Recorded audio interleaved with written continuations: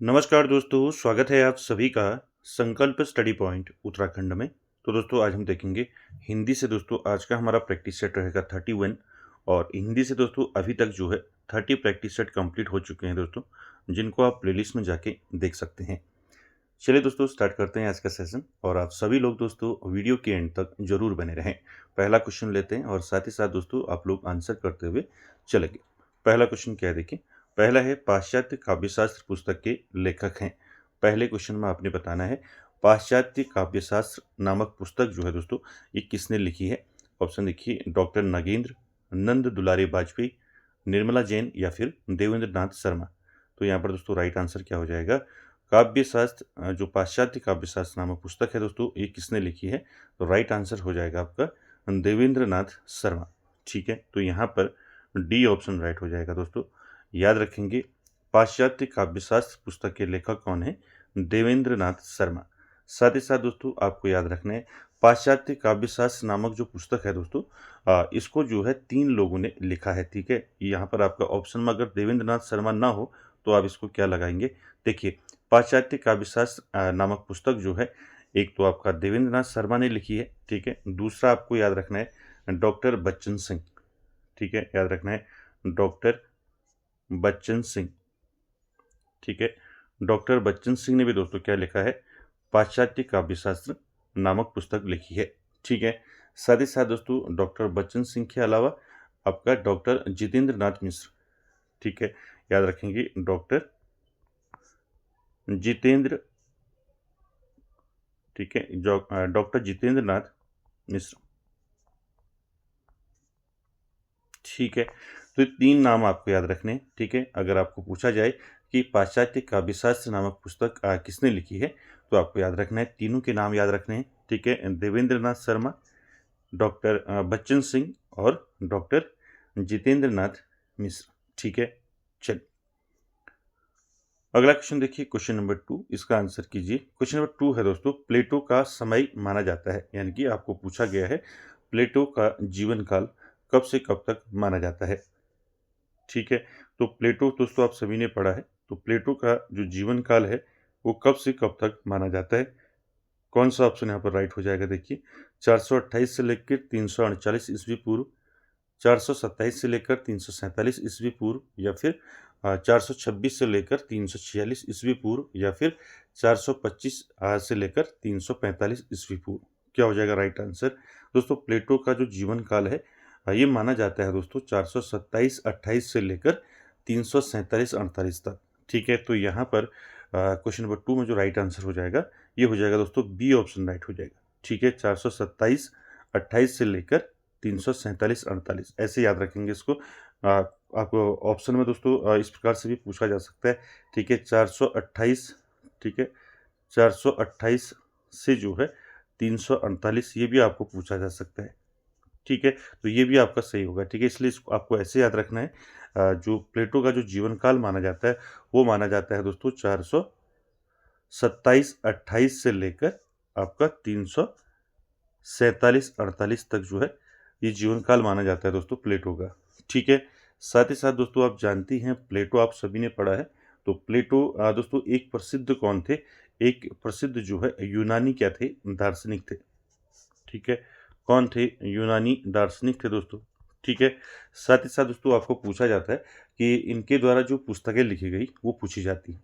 ठीक है, तो प्लेटो के द्वारा जो पुस्तकें लिखी गई हैं वो पूछी जाती है, जिसमें आपका पहला आपको याद रखना है द रिपब्लिक। ठीक है, पहला आपको क्या याद रखना है, द रिपब्लिक याद रखना है। ठीक है, पहला द रिपब्लिक हो गया। दूसरा आपको याद रखना है द लॉज। ठीक है, क्या याद रखना है, दूसरा द लॉज।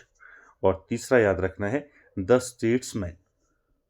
ठीक है, द स्टेट्समैन। ठीक है, द स्टेट्समैन।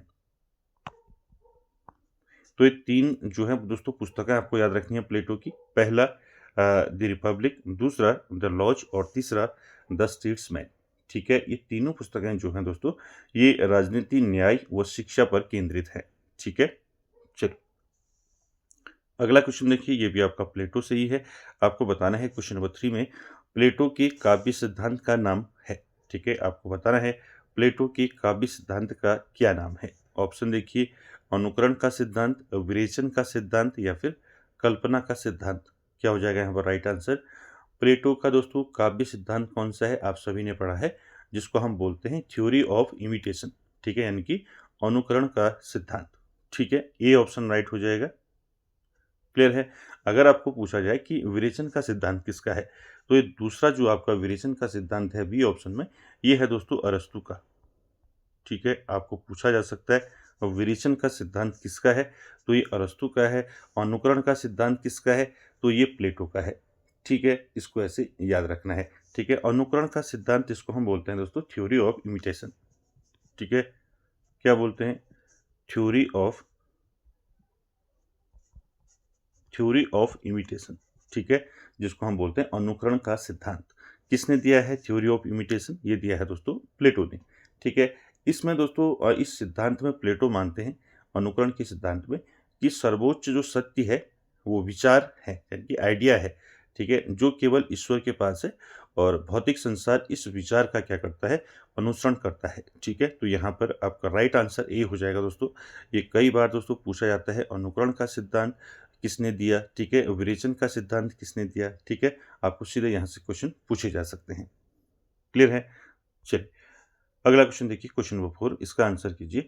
निम्नलिखित में से किसे माना है कि जो जीवनानुभूति है और काव्यानुभूति दोनों पर्याय हैं।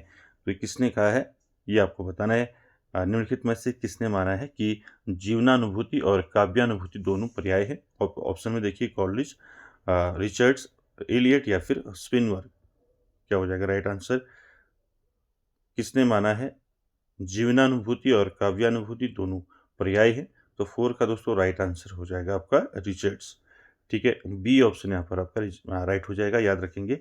रिचर्ड्स ने माना है दोस्तों जीवनानुभूति और काव्यानुभूति दोनों क्या हैं, पर्याय हैं। ठीक है, बात करें दोस्तों रिचर्ड्स की, तो आप सभी ने दोस्तों इसको पढ़ा है रिचर्ड्स को। तो रिचर्ड्स जो है दोस्तों, इनका पूरा नाम क्या है, आई ए रिचर्ड्स इनको बोला जाता है, आई ए रिचर्ड्स। आधुनिक आलोचना के प्रमुख जो हैं दोस्तों, ये क्या थे, सिद्धांतकार थे। ठीक है, क्या थे, आधुनिक आलोचना के। ठीक है, आधुनिक आलोचना के प्रमुख सिद्धांतकार। ठीक है, प्रमुख सिद्धांतकार थे दोस्तों आई ए रिचर्ड्स। ठीक है, यहाँ पर दोस्तों आपको जो पूछा जाता है कि आई ए रिचर्ड्स द्वारा दोस्तों कौन कौन से सिद्धांत दिए गए थे, ये इंपॉर्टेंट है दोस्तों, यहाँ से हर बार क्वेश्चन पूछा गया आपका, तो याद रखेंगे। जो आई ए रिचर्ड्स हैं, इन्होंने दोस्तों सिद्धांत जो दिए हैं, ठीक है, इसमें प्रमुख जो इनके द्वारा जो सिद्धांत दिए हैं वो हैं आपका दोस्तों कौन कौन है, आप सभी ने पढ़ा। पहला सिद्धांत इन्होंने दिया था मूल्य सिद्धांत। ठीक है, क्या दिया था इन्होंने, मूल्य सिद्धांत दिया था। ठीक है, जिससे हम क्या बोलते हैं, आपका थ्योरी ऑफ वैल्यू। ठीक है, क्या दिया था इन्होंने पहले, थ्योरी ऑफ वैल्यू इन्होंने दोस्तों पहला सिद्धांत दिया। ठीक है, इसको याद रखेंगे। पहला मूल्य सिद्धांत किसने दिया, आपको सीधे पूछा जा सकता है, तो मूल्य सिद्धांत किसने दिया, तो ये दिया दोस्तों आई ए रिचर्ड्स ने। ठीक है, दूसरा याद रखेंगे, इनके द्वारा जो सिद्धांत दिया गया है आपका संप्रेषण का सिद्धांत। ठीक है, दूसरा कौन सा है, संप्रेषण का सिद्धांत। ठीक है,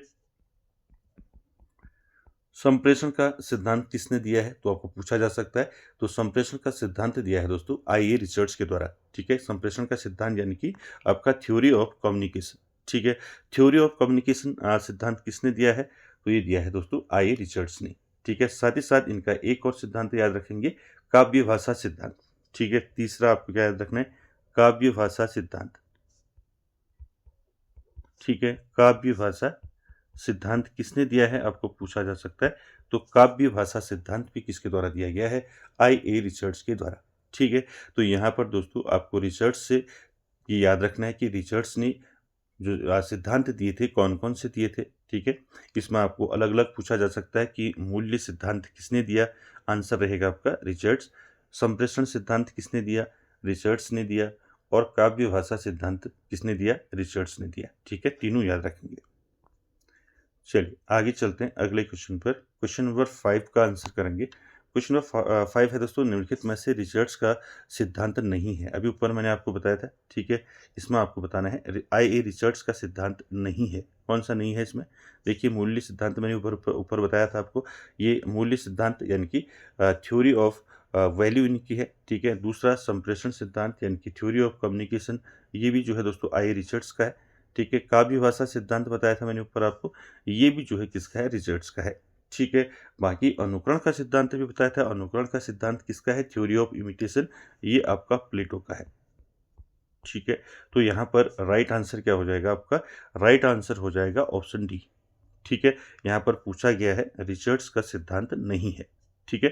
ये तीनों सिद्धांत रिचर्ड्स के हैं। यहाँ पर जो डी ऑप्शन में है आपका अनुकरण का सिद्धांत, ये किसका है? ये प्लेटो का सिद्धांत है दोस्तों, अनुकरण का सिद्धांत, जिसको हम थ्योरी ऑफ इमिटेशन कहते हैं, ठीक है। अनुकरण के सिद्धांत में प्लेटो मानते हैं कि सर्वोच्च सत्य, जो सर्वोच्च सत्य है वो विचार है, जो केवल ईश्वर के पास है, और भौतिक संसार इस विचार का क्या करता है? अनुसरण करता है, ठीक है। चलिए आगे चलते हैं क्वेश्चन नंबर 6 में। क्वेश्चन नंबर 6 का आंसर करेंगे। 6 है दोस्तों, चिंतामणि द्वारा रचित प्रबंध काव्य है। तो यहाँ पर आपको बताना है दोस्तों, चिंतामणि द्वारा रचित प्रबंध काव्य कौन सा है, ठीक है। ऑप्शन देखिए, काव्य प्रकाश, कृष्णचरित, रस विलास, या फिर इनमें से कोई नहीं। क्या हो जाएगा 6 का राइट आंसर? चिंतामणि द्वारा रचित प्रबंध काव्य है दोस्तों कृष्णचरित, ठीक है। तो यहाँ पर आपका ऑप्शन बी जो है यहाँ पर राइट हो जाएगा, ठीक है। चलिए अगला क्वेश्चन देखिए, क्वेश्चन नंबर 7। क्वेश्चन नंबर 7 का आंसर करना है दोस्तों, इनमें से कौन सा कवि जो है रीतिमुक्त नहीं है, ये बताना है आपने, ठीक है। इनमें से कौन सा कवि जो है रीतिमुक्त काव्यधारा का नहीं है, बताना है। ऑप्शन देखिए, घनानंद, आलम, बोधा, या फिर बिहारी, ठीक है। यहाँ पर आपको याद मैंने बताया था रीति मुक्त, रीति सिद्ध, ये सारे मैंने आपको बताए थे। इसमें कौन कौन से आपके राइटर आते हैं, ठीक है। तो यहाँ पर राइट आंसर क्या हो जाएगा? रीति मुक्त काव्यधारा के कवि जो है इनमें से कौन नहीं है? तो 7 का राइट आंसर क्या हो जाएगा बताइए। देखिए, घनानंद जो है आपके रीति मुक्त में आते हैं, ठीक है, सही है। आलम भी आपके जो है रीति मुक्त में आते हैं, ठीक। और यहाँ पर बोधा भी आते हैं आपके रीति मुक्त में, लेकिन बिहारी जो है ये रीति मुक्त में नहीं आते हैं दोस्तों, ठीक है। इसको याद रखेंगे। यहाँ पर राइट आंसर हो जाएगा 7 का दोस्तों, डी ऑप्शन राइट हो जाएगा, ठीक है। रीति मुक्त काव्यधारा के प्रमुख कवि जो हैं आपको याद रखने, ठीक है।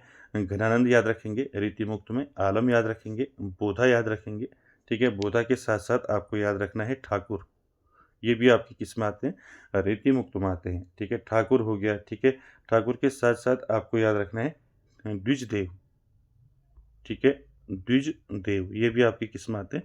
ये भी आपके रीति मुक्त काव्यधारा में आते हैं, ठीक है। तो रीति मुक्त, रीति सिद्ध दोस्तों, ये सारी चीज़ें आपको याद रखनी है, ठीक है। चलिए आगे चलते हैं क्वेश्चन नंबर 8 में। क्वेश्चन नंबर 8 का आंसर करेंगे। क्वेश्चन नंबर 8 है दोस्तों, कनफटे योगी किस पंथ के लोगों को कहा गया है? मोस्ट इंपॉर्टेंट है, ठीक है। आपको बताना है कनफटे योगी जो है ये किस पंथ के लोगों को कहा गया है? सिद्ध पंथ, नाथ पंथ, जैन, या फिर बौद्ध? क्या हो जाएगा राइट आंसर?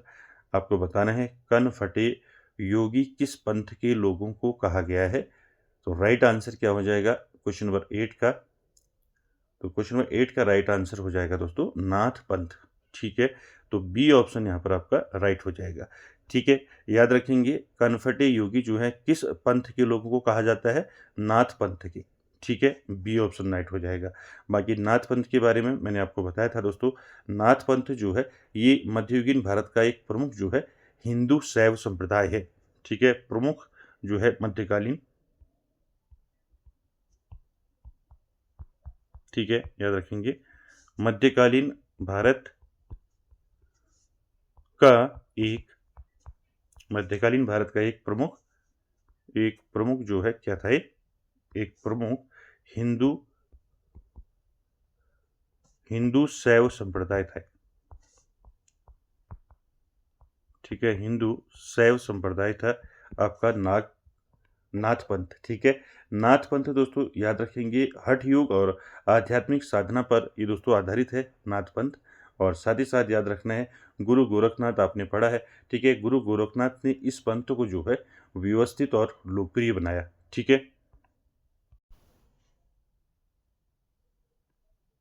ठीक है। तो यहाँ पर क्या याद रखेंगे? नाथ पंथ को जो है लोकप्रिय किसने बनाया, ठीक है, आपको पूछा जा सकता है। तो याद रखेंगे नाम याद रखेंगे गुरु गोरखनाथ।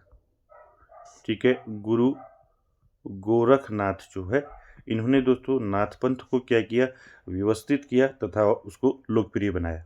ठीक है, साथ ही साथ दोस्तों नाथ पंथ जो है, नाथ पंथ भगवान शिव को जो है आदिनाथ यानी कि प्रथम गुरु मानता है। ठीक है, ये भी आपको याद रखना है। क्लियर है, तो ये सारे फैक्ट याद रखने। नाथ पंथ को जो है क्या बताया मैंने, नाथ पंथ जो है भगवान शिव, ठीक है, ये याद रखेंगे, भगवान शिव को जो है क्या मानता है, भगवान शिव को प्रथम गुरु मानता है। ठीक है, प्रथम गुरु, जैसे आदिनाथ हम कहते हैं, प्रथम गुरु मानता है। ठीक है, ये भी आपको याद रखना है।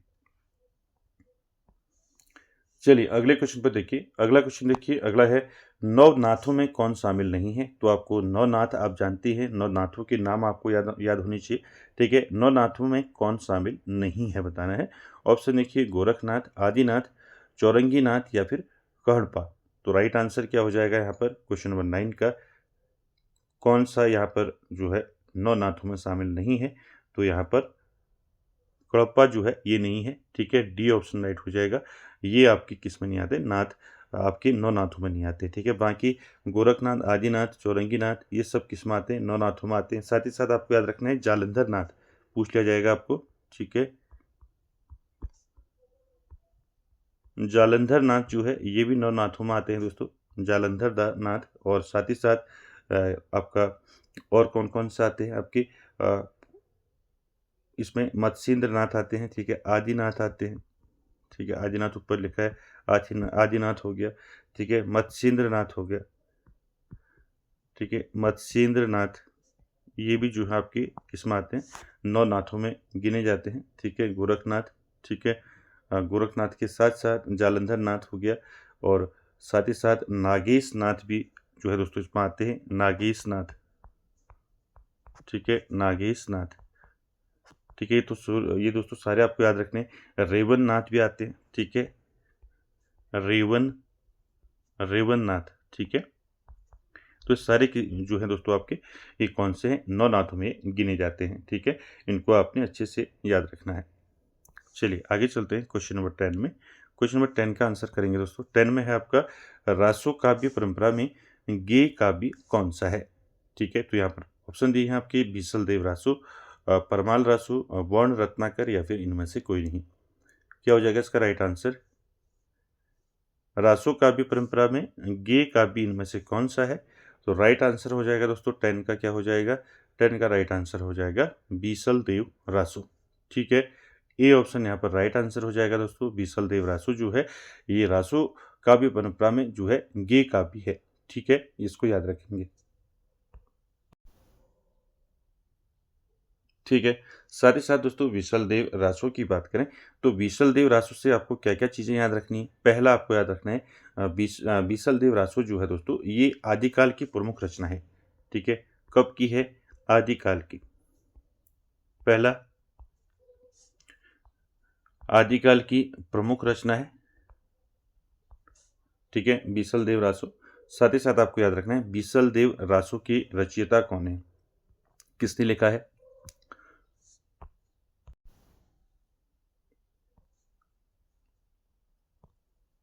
ठीक है, तो बीसल देव रासो की रचयिता कौन है ये आपको पूछा जा सकता है दोस्तों। ठीक है, बीसल देव रासो किसने लिखा है, तो आप सभी जानते हैं ये लिखा है नरपति नाल ने। ठीक है, किसने लिखा है, नरपति नाल।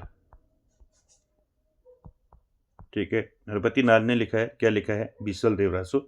ठीक है, ये एक प्रमुख जो है आदिकाल का एक प्रमुख दोस्तों रचना है बीसल देव रासो। और साथ ही साथ दोस्तों जो बीसल देव रासो है दोस्तों, बीसल देव कौन थे, बीसल देव दोस्तों ये दोस्तों अजमेर के चौहान राजा थे। ठीक है, तो याद रखेंगे जो बीसल देव रासो है इसमें अजमेर के चौहान राजा बीसल देव और मालवा के भोज परमार की पुत्री राजमती के विवाह और उसको विवाह और रूठ कर उड़ीसा चले जाने और पुनर्मिलन की जो है दोस्तों 12 वर्षों की प्रेम कथा का इसमें वर्णन है। ठीक है, बीसल देव कौन है, ये आपके चौहान राजा हैं। ठीक है, अजमेर के चौहान राजा। ठीक है, कहाँ के चौहान राजा, अजमेर के। ठीक है, अजमेर के चौहान राजा बीसल देव रासो और मालवा के भोज परमार की पुत्री, नाम याद रखेंगे राजमती। ठीक है, राजमती और आपका राजमती और बीसलदेव की प्रेम ठीक है, प्रेम और आपका विवाह से संबंधित दोस्तों ये आपका ये रचना है। ठीक है, इसमें इनके पुनर्मिलन की जो 12 वर्षों की जो प्रेम जो विरह कथा है उसका वर्णन इसमें मिलता है बीसलदेव रासू में। ठीक है, इसको अच्छे से याद रखेंगे। किसने इसको लिखा है?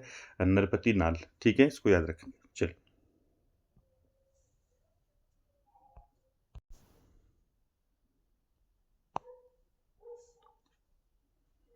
चलिए क्वेश्चन नंबर 11 की बात करें।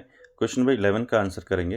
11 में दोस्तों उत्तराखंड की काष्ठ शिल्प पुस्तक के लेखक हैं। आपको बताना है उत्तराखंड की काष्ठ शिल्प नामक जो पुस्तक है दोस्तों ये किसने लिखी है। ठीक है, ऑप्शन में देखिए डॉक्टर शिवानंद, सुमित्रंदन पंत, डॉक्टर यशोधर मठपाल या फिर डॉक्टर गोविंद चातक। क्या हो जाएगा राइट आंसर दोस्तों? उत्तराखंड की काष्ठ शिल्प पुस्तक के लेखक कौन है? राइट आंसर हो जाएगा आपका डॉक्टर यशोधर मठपाल। ठीक है, किसकी पुस्तक है? डॉक्टर यशोधर मठपाल की पुस्तक है दोस्तों उत्तराखंड की काष्ठ शिल्प। ठीक है, याद रखेंगे। सी ऑप्शन राइट हो जाएगा। चलिए अगला देखिए क्वेश्चन नंबर 12। 12 का आंसर कीजिए दोस्तों। 12 में दिया है आपका लाल हवेली कहानी के लेखक हैं। तो लाल हवेली नामक जो कहानी है किसने लिखी है? ठीक है, ऑप्शन में देखिए गौरापंत, मृणाल पांडे, विद्यापति डोभाल या फिर दीक्षा बिष्ट। क्या हो जाएगा यहाँ पर राइट आंसर? लाल हवेली नामक जो कहानी है दोस्तों इसको किसने लिखा है? तो राइट आंसर हो जाएगा आपका गौरापंत। ठीक है, ए ऑप्शन राइट हो जाएगा गौरापंत, या जिसे हम गौरापंत शिवानी इनका पूरा नाम है। ठीक है, कभी कभी आपको शिवानी नाम से भी इसमें पूछा जाता है, तो याद रखेंगे पूरा नाम गौरापंत शिवानी। ठीक है, तो राइट आंसर ए हो जाएगा। साथ ही साथ दोस्तों आप जानती हैं गौरापंत शिवानी का जो जीवन काल रहा है दोस्तों कब से कब तक रहा है इसको भी याद रखिए। इनका जन्म जो हुआ था 1923 में इनका जन्म हुआ था और 2003 में इनकी मृत्यु हुई थी। ठीक है, तो 1923 से 2003 तक इनका जीवन काल रहा दोस्तों। और साथ ही साथ इनकी जो प्रमुख रचनाएं हैं वो पूछी जाती हैं गौरापंत शिवानी की। तो इनकी सारी रचनाएं दोस्तों आपको याद रखनी है। ठीक है, जो लाल हवेली है ये इनकी क्या है? कहानी है। ठीक है, प्रमुख रचनाओं की बात करें गौरापंत शिवानी की तो आपको याद रखना है इनकी जो प्रमुख रचनाएं हैं उनमें आपका आता है विष कन्या। ठीक है, ये कई बार दोस्तों पूछा गया है कि विष कन्या जो है किसकी रचना है। ठीक है, विष कन्या। ठीक है, विष कन्या के साथ साथ आपको याद रखना है इनकी जो रचना है 14 फेरे। ठीक है, 14 फेरे जो है इनकी रचना है 14 फेरे। ठीक है, 14 फेरे के साथ साथ आपको याद रखना है दोस्तों इनकी रचना है कैंजा। ठीक है, पूछा भी गया था कैंजा रचना किसकी है। ठीक है, कैंजा जो रचना है वो है आपका गौरापंत शिवानी की। ठीक है, और क्या इनकी रचनाएं हैं? रति विलाप इनकी रचना है। ठीक है, रति विलाप पूछा जाएगा आपको रति विलाप जो है किसकी रचना है, तो याद रखेंगे रति विलाप जो है ये गौरापंत शिवानी की रचना है। साथ ही साथ दोस्तों पुष्पहार। ठीक है, पुष्पहार भी याद रखेंगे, पुष्पहार भी इनकी रचना है। ठीक है, तो प्रमुख रचनाएं दोस्तों इनकी आपको याद रखनी है। ठीक है, चलिए आगे चलते हैं अगले क्वेश्चन पर। क्वेश्चन नंबर 13 का आंसर करेंगे। क्वेश्चन नंबर 13 है दोस्तों लोकप्रिय कविता लंगड़ी किरण के रचयिता कौन है? ठीक है, आपको बताना है लंगड़ी किरण जो है ये रचना किसकी है। ऑप्शन देखिए गुमानी पंत, लीलाधर जगोड़ी, पार्थ सारथी डबराल या फिर गौरापंत शिवानी। क्या हो जाएगा राइट आंसर बताइए दोस्तों। साहित्य हिंदी साहित्य के साथ साथ आपका जो उत्तराखंड वाला पोर्शन है उत्तराखंड की जो आपके राइटर्स हैं उनको भी जो है दोस्तों हम धीरे धीरे उनको भी जो है आपको बताते हुए चल रहे हैं क्योंकि ये भी आपकी सिलेबस में है। ठीक है, यहाँ से भी आपके क्वेश्चन पूछे जाएंगे आपको, जैसे आपका गौरापंत शिवानी हो गया, लीलाधर जगोड़ी हो गया। ठीक है, और आपके जो उत्तराखंड के और जो राइटर्स हैं इनसे भी आपको क्वेश्चन याद रखने हैं। ठीक है, यहाँ से भी आपके क्वेश्चन आपको परीक्षा में पूछे जाएंगे। ठीक है, देखिए लोकप्रिय कविता है लंगड़ी किरण, तो इसके रचयिता कौन है? 13 वाला क्वेश्चन, इसका आंसर हो जाएगा आपका लीलाधर जगोड़ी। ठीक है, तो बी ऑप्शन यहाँ पर राइट हो जाएगा दोस्तों। जो लंगड़ी किरण जो रचना है ये किसकी है? लीलाधर जगोड़ी की है। ठीक है, लीलाधर जगोड़ी से दोस्तों आपको मैंने इनकी जो प्रमुख रचनाएं हैं वो बताई थी आपको। ठीक है, तो लीलाधर जगोड़ी की प्रमुख रचनाएं कौन कौन सी हैं अगर आपको पूछा जाता है तो आपको इनकी प्रमुख रचनाएं याद रखनी है। ठीक है, लीलाधर जगोड़ी की प्रमुख रचनाएं कौन सी हैं? पहला याद रखेंगे शंखमुखी शिखरों पर। ठीक है, पहला याद रखिए शंखमुखी। ठीक है, शंखमुखी शिखरों पर। पूछ लिया जाएगा आपको कि शंखमुखी शिखरों पर रचना किसकी है, तो आप आंसर करेंगे लीलाधर जगुड़ी। ठीक है, साथ ही साथ नाटक जारी है, इनकी एक रचना है, नाटक जारी है। ठीक है, पूछा जाएगा आपको नाटक जारी है जो है ये किसकी रचना है। ठीक है, साथ ही साथ दोस्तों याद रखेंगे इस यात्रा में, ठीक है, इस यात्रा इस यात्रा में, ठीक है, इस यात्रा में रचना किसकी है अगर पूछा जाएगा तो आंसर होगा लीलाधर जगुड़ी। ठीक है, रात अब भी मौजूद है। ठीक है, ये भी इनका इंपॉर्टेंट है, रात अब भी मौजूद है। रात रात अब भी मौजूद है। ठीक है, मौजूद है। ठीक है, तो ये सारी रचनाएं आपको याद रखनी है। साथ ही साथ दोस्तों इनकी एक रचना और थी इंपॉर्टेंट, घबराए हुए शब्द। ठीक है, क्या याद रखेंगे, घबराए हुए शब्द। ठीक है, घबराए हुए शब्द जो है ये रचना किसकी है आपको पूछा जा सकता है, ये रचना भी किसकी है, लीलाधर जगुड़ी की है। ठीक है, साथ साथ भय भी शक्ति देता है।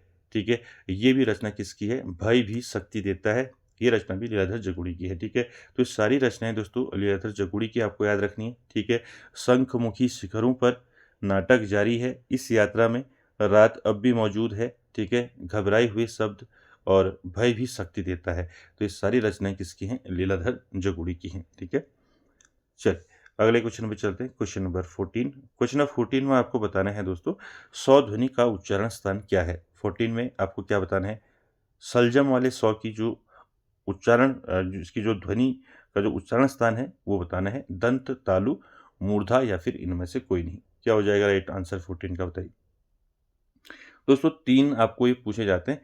ठीक है, 100 पूछे जाते हैं। जैसे आपका पहला ये जो क्वेश्चन पूछा है आपका, ये सलजम वाला 100 हो गया, और दूसरा आपका षटकोण वाला 100। ठीक है, तीसरा आपका पूछा जाता है आपका जो र वाला 100 होता है। ठीक है, ये तीनों 100 का उच्चारण स्थान पूछा जाता है। ठीक है, तो आपको ये तीनों के याद रखने हैं। ठीक है, यहाँ पर जो सलजम वाला 100 है क्वेश्चन में आपका, इसका जो उच्चारण स्थान होता है वो क्या होता है, तो 14 का राइट आंसर क्या हो जाएगा, राइट आंसर हो जाएगा तालु। ठीक है, बी ऑप्शन यहाँ पर राइट आंसर हो जाएगा। ठीक है, साथ ही साथ दोस्तों आपको षटकोण वाला 100 जो है पूछा जाएगा कि षटकोण वाले 100 ध्वनि का उच्चारण स्थान क्या होगा 100 का, तो इसका होगा मूर्धन्य। ठीक है, क्या होगा, मूर्धन्य होगा। ठीक है, और आपका जो 100 र वाला 100 है, इसका जो उच्चारण स्थान होता है ये होता है दंत। ठीक है, और ये सलजम वाले का हो जाएगा तालु। ठीक है, इन तीनों का आपको याद रखना है। ठीक है, इनमें से आपको दोस्तों हमेशा पूछा जाता है, ठीक है, कि इस 100 का उच्चारण स्थान पूछा जाएगा या फिर षटकोण वाले 100 का उच्चारण स्थान पूछा जाएगा या फिर र वाले 100 का उच्चारण स्थान पूछा जाएगा। ठीक है, तो इन तीनों के दोस्तों आपको याद रखने हैं। ठीक है, चल अगला क्वेश्चन देखिए, क्वेश्चन नंबर 15। क्वेश्चन नंबर 15 में बताना है दोस्तों, रमेश खाना खाकर खेलने चला गया, कौन सी क्रिया होगी इसमें। चलिए बताइए, मैंने पहले आपको अच्छे से बता रखा है, क्या आंसर हो जाएगा इसमें, रमेश खाना खाकर खेलने चला गया, कौन सी क्रिया होगी इसमें, संयुक्त क्रिया होगी, पूर्वकालिक क्रिया होगी, नामधातु क्रिया या फिर अपूर्ण क्रिया। क्या हो जाएगा, मैंने बताया था जब वाक्य में कर्ता जो है एक क्रिया समाप्त कर तुरंत दूसरी क्रिया करता है, तो पहली जो समाप्त हो चुकी क्रिया है उसको हम बोलते हैं पूर्वकालिक क्रिया।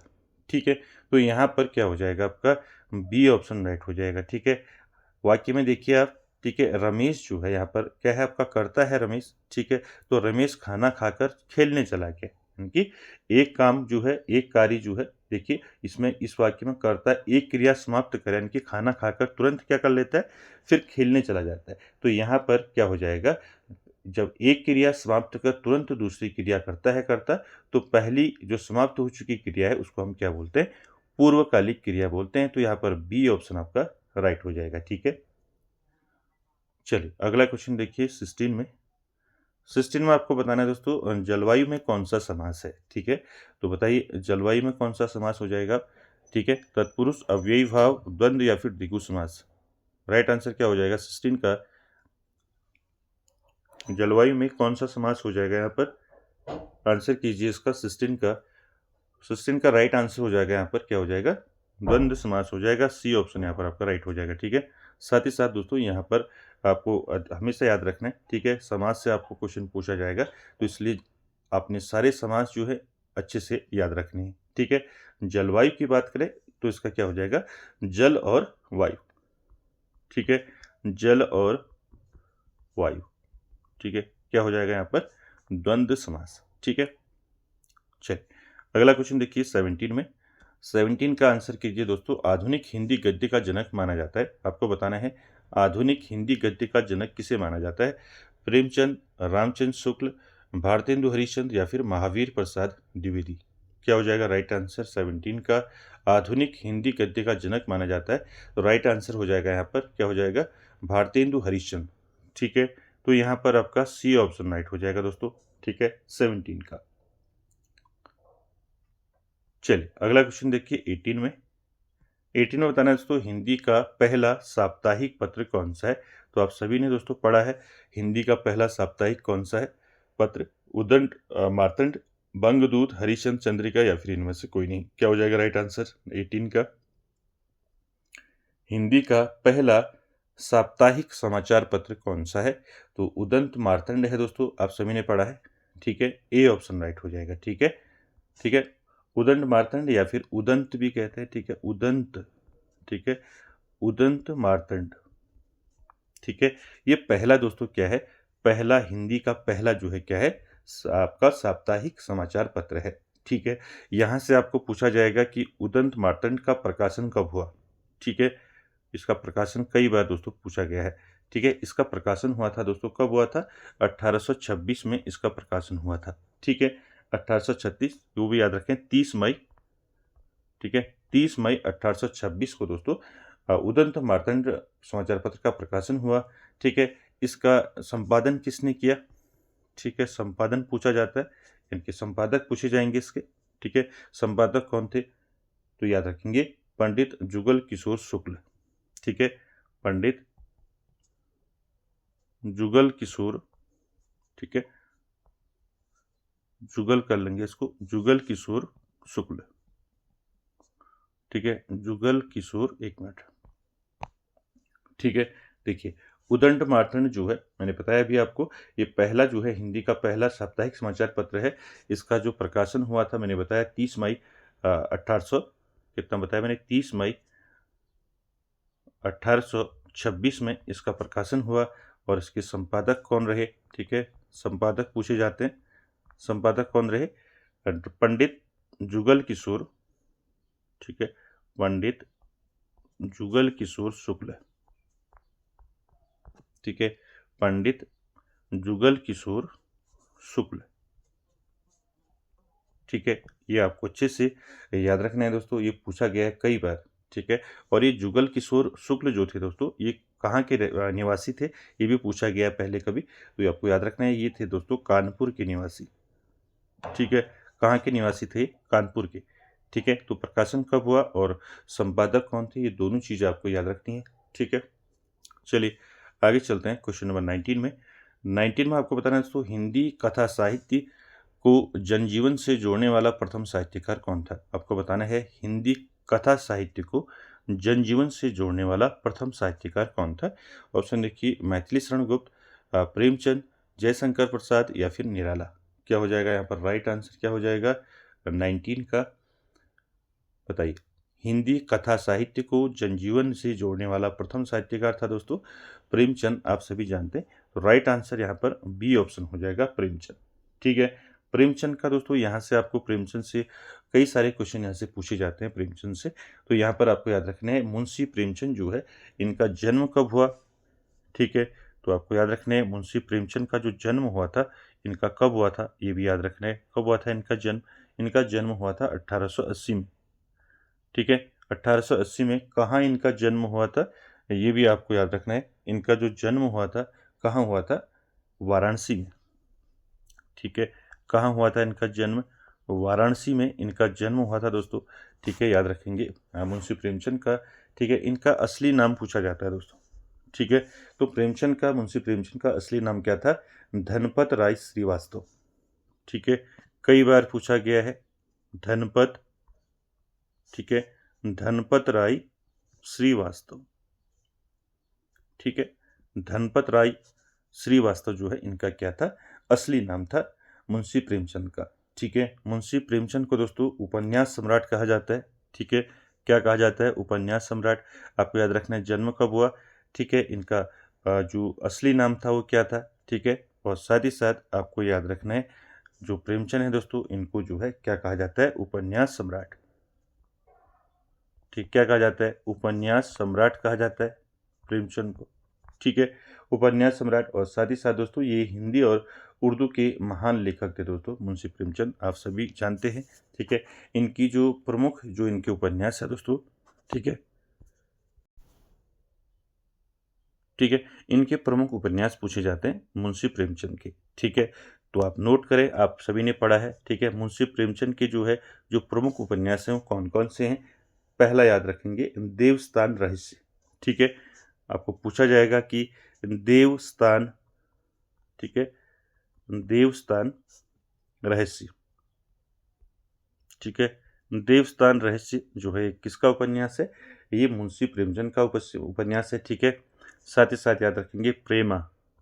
ठीक है, प्रेमा उपन्यास किसका है, ये भी मुंशी प्रेमचंद का है, प्रेमा हो गया। ठीक है, साथ ही साथ सेवा सदन हो गया। ठीक है, सेवा सदन। ठीक है, सेवा सदन हो गया। सेवा सदन के साथ साथ याद है आपको, ठीक है, सेवा सदन के साथ साथ याद रखना है वरदान। ठीक है, वरदान जो है उपन्यास किसका है, आपको पूछा जा सकता है। तो वरदान उपन्यास भी किसका है, मुंशी प्रेमचंद का। ठीक है, बाकी रंगभूमि आप जानते हैं, रंगभूमि। ठीक है, रंगभूमि उपन्यास किसका है, तो ये भी आपका किसका है, मुंशी प्रेमचंद का है। ठीक है, रंगभूमि के साथ साथ गबन गोदान सब आप जानते हैं। ठीक है, गबन हो गया। ठीक है, गबन हो गया, गोदान हो गया, गबन गोदान, और क्या है, कर्मभूमि हो गया। ठीक है, कर्मभूमि। ठीक है, कर्मभूमि के साथ साथ याद रखेंगे मंगलसूत्र। ठीक है, मंगलसूत्र से क्वेश्चन पूछा गया है, मंगल। ठीक है, इतने आपको याद रखने पहले। ठीक है, क्या याद रखने, देवस्थान रहस्य, प्रेमा, सेवा सदन। ठीक है, वरदान हो गया, रंगभूमि। ठीक है, गबन गोदान, कर्मभूमि। साथ ही साथ निर्मला इनका उपन्यास है, कायाकल्प इनका उपन्यास है। ठीक है, काफ़ी सारे इनके उपन्यास है दोस्तों, आपको अच्छे से इनको पढ़ना है प्रेमचंद को। ठीक है, तो यहाँ पर जो इनका मंगलसूत्र है उपन्यास, ये इनका अधूरा उपन्यास है, ये कई बार पूछा गया है। ठीक है, तो आप जानते ही हैं। ठीक है, प्रेमचंद का अधूरा उपन्यास अगर पूछा जाएगा आपको, ठीक है, इनका अधूरा उपन्यास कौन सा था, अधूरा उपन्यास था मंगलसूत्र। ठीक है, मंगलसूत्र इनका क्या था, अधूरा उपन्यास था दोस्तों। ठीक है, इसको याद रखेंगे। चलिए अगला क्वेश्चन देखते हैं, क्वेश्चन नंबर 20 में आपको बताना है दोस्तों, चीफ की दावत किस विधा की रचना है। इसमें आपका विधा पूछ दी है। ठीक है, ये कहानी है, उपन्यास है, नाटक है या फिर कविता है। तो यहाँ पर राइट आंसर क्या हो जाएगा, चीफ की दावत। ये मैंने कई बार आपको बता रखा है। ठीक है, किसके दोस्तों किसकी रचना है ये भी आपको बताना है। ठीक है,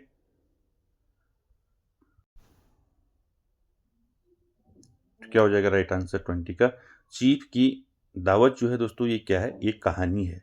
ठीक है, क्या है इसकी विधा, कहानी है दोस्तों ये। ठीक है, क्या है चीफ चीफ की दावत, एक कहानी है। ठीक है, साथ ही साथ आपको बताना है दोस्तों ये कहानी किसके द्वारा लिखी गई है, चीफ की दावत। तो आप सभी जानते हैं प्रसिद्ध साहित्यकार भीष्म साहनी। ठीक है, भीष्म भीष्म साहनी की दोस्तों ये कहानी है। ठीक है, भीष्म साहनी। ठीक है, कई बार पूछा गया है चीफ की दावत जो है ये किसकी कहानी है, तो भीष्म साहनी की। ठीक है, साथ ही साथ दोस्तों यहाँ पर जो है इनके उपन्यास जो है पूछे जाते हैं भीष्म साहनी के, तो और साथ ही साथ इनके नाटक। ठीक है, तो इनके नाटक और उपन्यास जो हैं आपको याद रखने हैं। ठीक है, देखिए पहले तो आपको ये कंफर्म कर लेना है कि चीफ की दावत जो है एक कहानी है, जिसको किसने लिखा है, भीष्म साहनी ने लिखा है। ठीक है, इनके जो उपन्यास हैं दोस्तों, ठीक है, भीष्म साहनी के कौन कौन से उपन्यास हैं भीष्म साहनी के। ठीक है, ऊपर चीफ की दावत जो है इनकी कहानी है। ठीक है, और उपन्यासों की बात करें तो इनके उपन्यास हैं दोस्तों, झरोखे इनकी, झरोखा जो है, झरोखे। ठीक है, झरोखे इनके उपन्यास हैं, झरोखे नाम से। ठीक है, साथ ही साथ तमस हो गया, ये आपने पढ़ा है तमस। ठीक है, तमस के साथ साथ दोस्तों इनकी इनकी जो इनका जो उपन्यास है वो है बसंती, इनका उपन्यास है बसंती। ठीक है। बसंती के साथ साथ दोस्तों नीलू नीलिमा और नीलोफर बताया था मैंने, ये भी इनका उपन्यास है। ठीक है, नीलू नीलिमा नीलू नीलिमा और नीलोफर, नौ करना है इसको, नीलोफर। ठीक है, तो ये भी किसकी रचना है, ये भी जो है भीष्म साहनी का उपन्यास है। तो ये सारे उपन्यास हैं दोस्तों, झरोखे, तमस, बसंती, नीलू नीलिमा, नीलोफर। ठीक है, साथ ही साथ इनका एक और उपन्यास है कड़ियाँ। ठीक है, ये भी याद रखेंगे, पूछा गया पहले। ठीक है, तो ये सारे उपन्यास हैं दोस्तों भीष्म साहनी के। और नाटकों की बात करें तो नाटक इनके भी काफ़ी प्रसिद्ध हैं दोस्तों, जैसे चीफ की दावत हो गया। ठीक है, ये तो कहानी है। ठीक है, और नाटक जो है इनकी जो पूछे जाते हैं, नाटकों में आता है हानुस। ठीक है, ये हानुस जो है कई बार पूछा गया है। ठीक है, हानुस जो है ये क्या है, नाटक है एक दोस्तों, किसके द्वारा लिखा गया है, भीष्म साहनी के द्वारा। ठीक है, हानुस के साथ साथ याद रखेंगे मुआवजे। ठीक है, पूछा गया था। ठीक है, मुआवजे जो है दोस्तों, ये नाटक किसने लिखा है। ठीक है, मुआवजे नामक जो नाटक है दोस्तों, किसने लिखा है, ये भी भीष्म साहनी ने लिखा है। ठीक है, साथ ही साथ माधवी याद रखेंगे इसके साथ, माधवी जो है ये भी इनका नाटक है भीष्म साहनी का। ठीक है, और एक आपने कई बार नाटक पढ़ा होगा, कबीरा खड़ा बाजार में। ठीक है, ये भी इन्हीं का है। ठीक है, कबीरा खड़ा कबीरा खड़ा बाजार में। ठीक है, कबीरा खड़ा बाजार में, ये क्या है, ये एक दोस्तों नाटक है। ठीक है, किसके द्वारा लिखा गया है, भीष्म साहनी के द्वारा। ठीक है, तो ये सारे फैक्ट दोस्तों आपको याद रखने हैं। ठीक है, तो दोस्तों आज के सेशन में इतना ही, मिलते हैं आपको नेक्स्ट सेशन में, तब तक के लिए धन्यवाद।